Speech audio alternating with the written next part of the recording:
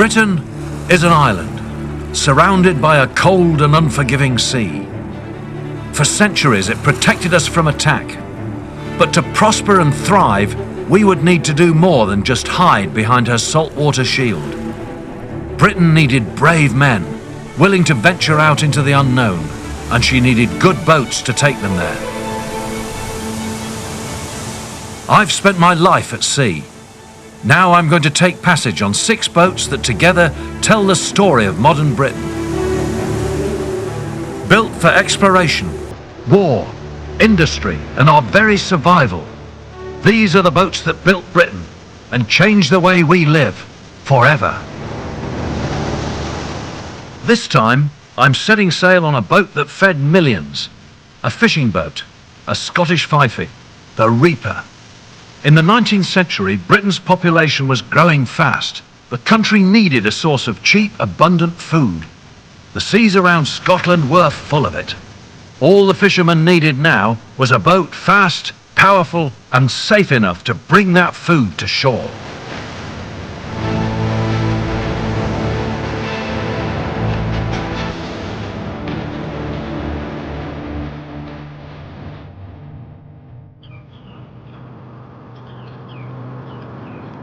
Fortunes have been won and lost at sea, and none more so than in vessels like this, the Reaper, the archetypal big Scottish herring lugger, the vessel that in a very real sense fed Britain. So how did she come to be? The Reaper is a Fifee-class herring boat. She's one of the biggest sail-powered fishing vessels ever built in Britain. 70 feet on the water with a total sail area of almost 3,500 square feet. She's like nothing before or since. You can see and feel the power of this sail as it's working. This giant of a boat can reach speeds of over 10 knots and weighs in at 60 tons. In fact, she's so big that her development was only possible with the introduction of new steam technology to hoist the huge sails and pull in the drift nets, full to bursting with up to 10 tons of herring. It'd be a noble sight, wouldn't it, if it was coming over shining with silver, with silver herring. At the end of the 19th century, there were almost 1,000 big luggers fishing off the east coast of Scotland.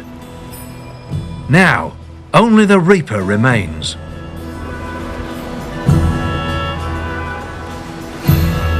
But despite her size and complexity, the Reaper was not a vessel designed by a team of specialist boat designers. She's a craft that evolved from hard experience, designed and conceived by the very fishermen who sailed her.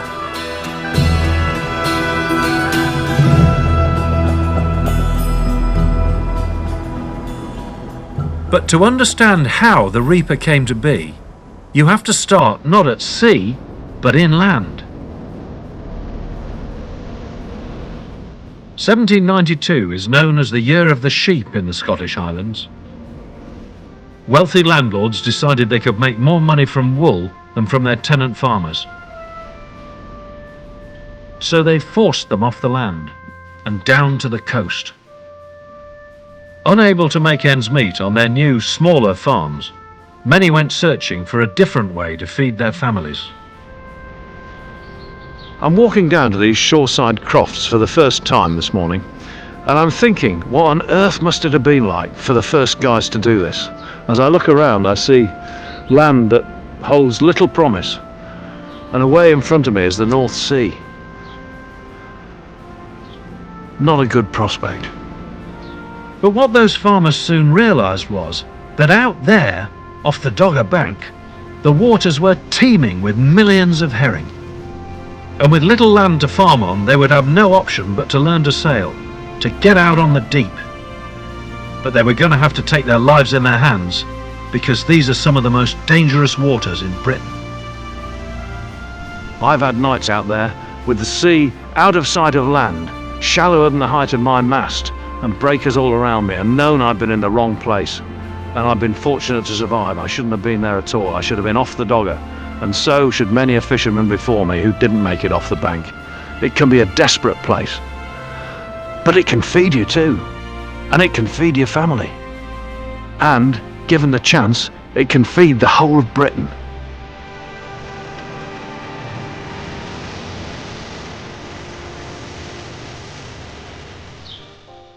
Here in Helmsdale on the northeast coast of Scotland, fishing is now a way of life. But 200 years ago, when the first farmers came down from the hills, they didn't have the faintest clue about fishing or the sea. To succeed, what they needed was a small boat that was easy to sail and cheap to build. Alec Jappy is Helmsdale's harbour master. He's directly descended from those first fishermen. His boat Blossom is the sort of craft they would have sailed in those early days. Wow! Wonderful vessel. I mean, it must be one of the most basic rigs you can get. Yeah, and because it's not all tied to the mast and things, the air can flow freely over the sail, and it's actually sails a lot better than people imagine. It is, yeah. Yeah. Well, I'm dying to have a go. Which is all yours. Thank you very much. Blossom is a Stromer yawl, the boat that launched Scottish fishing on a remarkable evolutionary journey that started with simple boats like this and ended with giants like the Reaper. Back then, she would have been an open boat, vulnerable to every breaking wave. She wouldn't have had an engine either, though in a narrow harbour like Helmsdale's, I'm sure the old-timers would have killed for a few horsepower to help them through. Yeah, well, we're under power. With that apart, this is what it must have been like on the day. I'm looking astern and there's 2 orange marks there behind me. If I keep them in line, we stay off the bricks, which is where we want to be. The skipper will give me hell if I get off the line, and we're looking good at the moment. I can see a red and a green buoy out here. We'll leave the red to starboard and the green buoy will pass to port of us. A bit more power. Oh God, that sounds good. With the harbour cleared, I'm really curious to find out just how this early design will handle, as she would have done all those years ago, under sail alone. And on a small boat like this, she should go up without a hitch. That's the great thing about this boat. She's just so simple.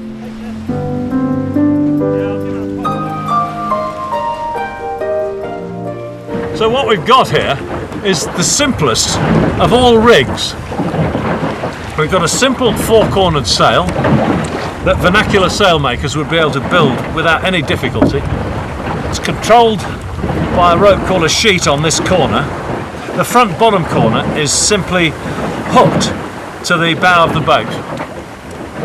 The top of the sail is spread by a spar called a yard, and to hoist the sail, there's a rope goes through a sheave at the top of the mast, which comes down, is hooked onto the ring, and as you saw, we pulled it up from here. And there's a clever bit.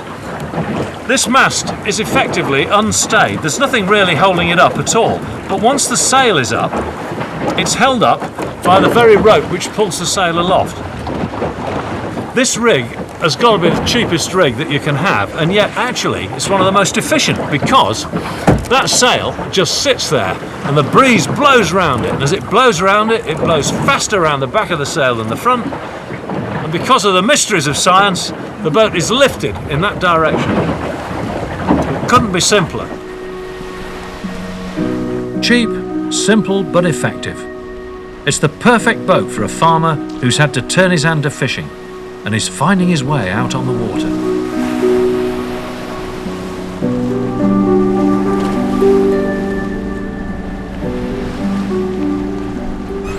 What a fantastic little boat, really. Simple, very beautiful actually. This is the sort of boat a man who knew what he was about could build on the beach. They could even make their own sails, and they did. And with boats like this, subsistence fishing was a genuine possibility here. But despite all her advantages, this boat has one serious drawback. You see, she wasn't decked at that time.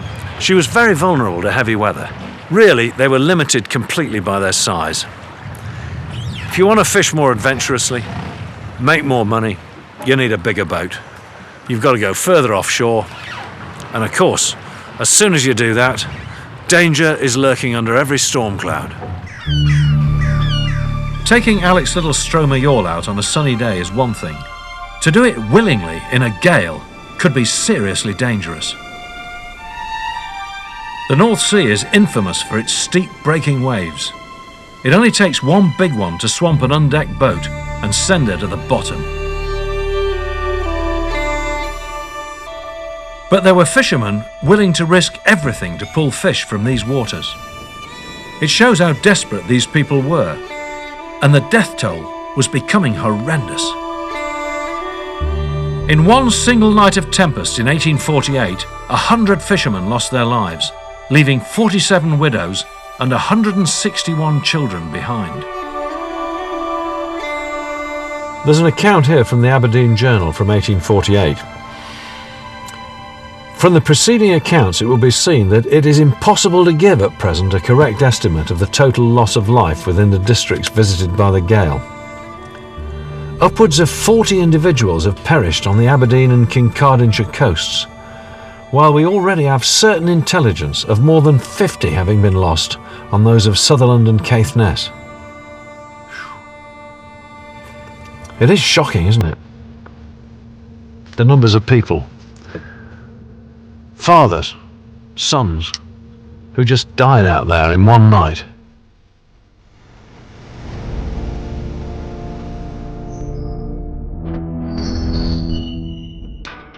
With each storm, more men drowned, and it was only so long that politicians could ignore the grim statistics.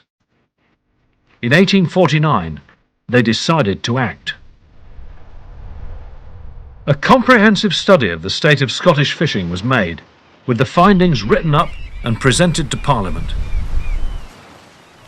The Washington Report concluded that two things were urgently needed: better harbours and, most important of all, safer boats. Again and again, the report stressed one area of boat design: decking. Decking is a boat's most vital safety feature because it prevents waves from filling and sinking her. The report also included the lines of other boats to help illustrate how this idea might be incorporated. The Scots fishermen set to work. They accepted the safety features, but they also wanted a bigger, faster boat. Now boatyards sprang up all over Scotland's east coast, eager to exploit an increase in demand for boats that would meet the need for both safety and speed. So, just how did you go about designing a brand new type of fishing boat back in 1850?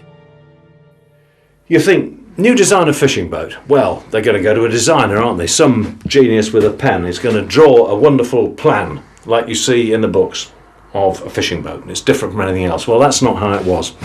Actually, these are vernacular craft. They were designed by working people for working people, and like the whole of the British Isles over, they never got drawn on paper. They were built from models. Here's how it worked.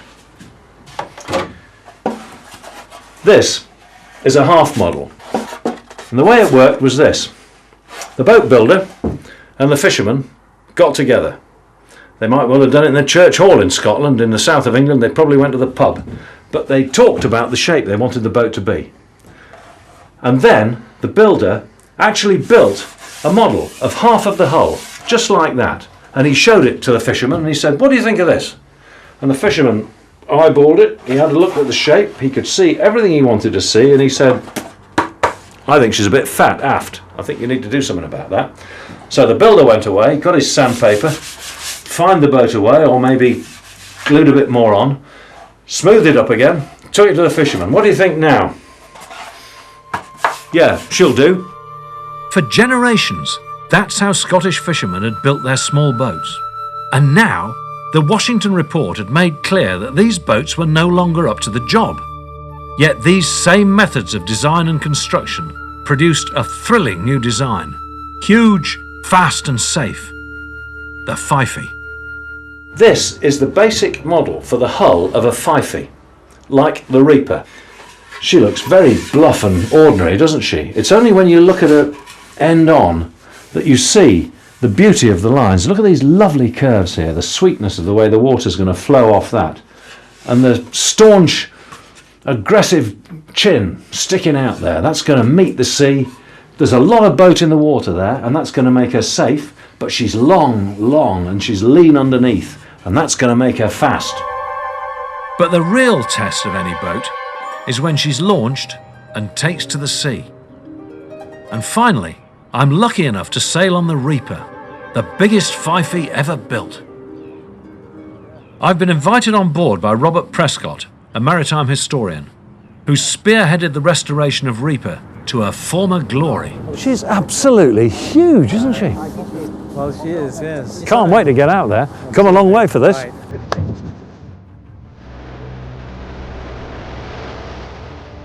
Heading out to sea, the first thing that strikes me about this boat is her sheer size.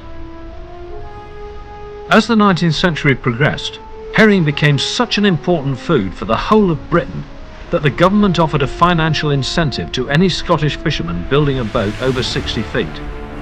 The bigger your boat, the more money you got, and few were larger than the Reaper. Her statistics are impressive enough on paper, but out here with the best part of 3,000 square feet of sail about to go aloft, she's a boat that demands respect.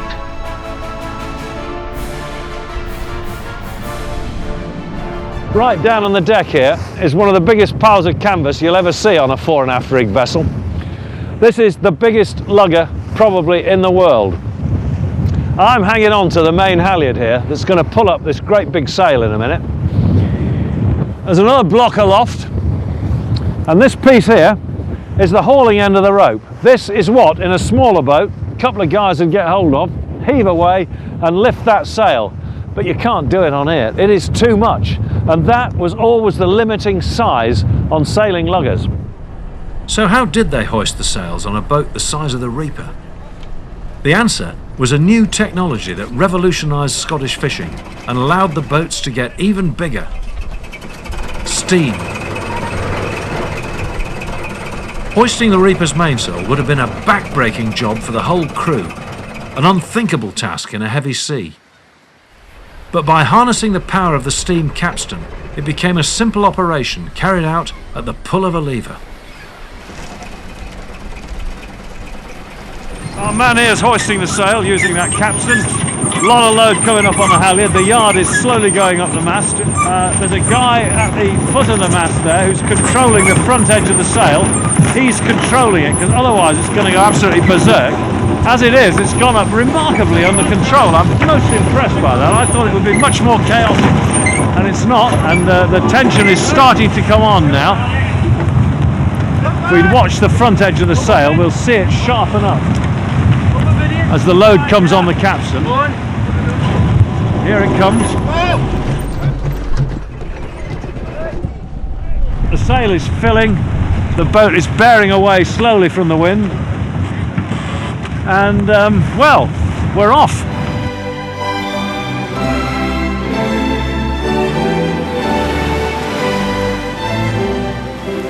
She's doing what she was born to do now, and this is what I've come all this way to do. And in fact, what I've been waiting for 20 years to do. This is a serious thrill.